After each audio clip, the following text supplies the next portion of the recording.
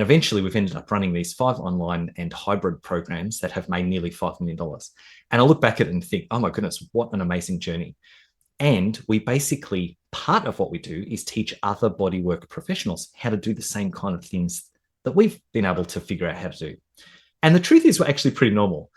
And I wanted to just put this out here because so many people, when they have this idea, all of these things immediately pop up that are like that little voice on your shoulder that says, no, you couldn't do that. This is why. These are all the reasons why that's a dumb idea.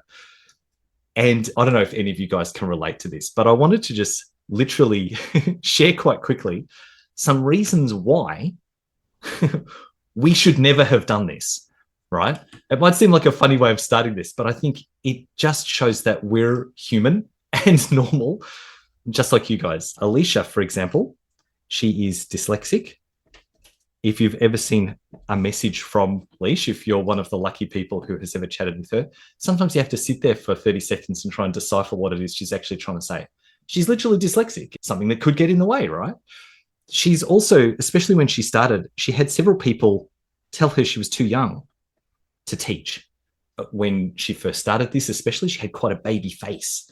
And the third one, quite literally, a business coach told her it won't work. A business coach that Leash was paying to help her do better in business said, you can't sell something online like that to other massage therapists. It won't work. Maybe just try doing a webinar every now and then and charging maybe $20 for that. That's why Leash shouldn't have created a course. Christine, same thing. Several reasons why Christine shouldn't ever have created a course. Number one, I'm going to say she's got a funny accent. I don't know if you've ever heard Christine talk, but she's Scottish and it's a bit of an accent. Now, I actually didn't hear Christine ever say this, but we have members in our programs who literally say, I've got an accent. I couldn't do something online. People won't like listening to the accent. Another thing that Christine is very open with is that at the start, she was a technophobe. She didn't even have a mobile phone that worked properly when we first started working with her. And she had a resistance to even getting one, right? So technology was a bit of a hurdle to overcome. And the third one I'll put here is an outback location. So Christine now lives in a couple of different homes and moves around different places, but especially when she first started this, was living in a small rural town, not very easy to connect with other people doing similar stuff when you're in that kind of remote location. So there's quite a few reasons that Christine might not have done this. Me as well. Why James should never have created a course. I don't know if you can see here, but I call this a face for podcasting. My face was designed to be behind a microphone, not a screen. That's okay. Some people feel like that. I'm also a massive introvert. Sometimes people laugh when I say this because I do get up on stage and talk, but it's a very different thing. I'm very introverted. I'm not a natural connector like that. And I have absolutely no knowledge of anatomy. I've never studied any kind of bodywork whatsoever, and yet here I am creating courses for the massage and health industry.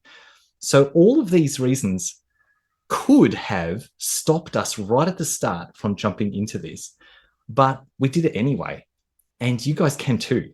It's kind of part of what I want to tell you guys is we've been doing this for a number of years. It's not like it was easy. We had a lot of things that we had to overcome and learn along the way.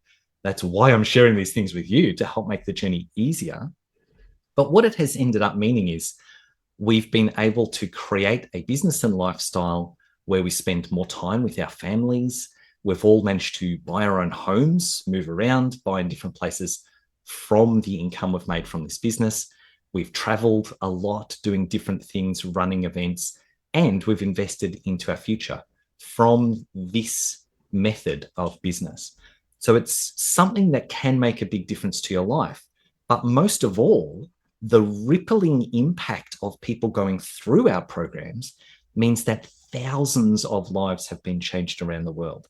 So you imagine someone coming through a program as a therapist, that's one life that we're changing. But then if as a therapist they see a bunch of people every week for a year, we have that kind of ripple impact of being able to help improve the health of the entire nation and world through millions and millions of people that we're able to ripple into.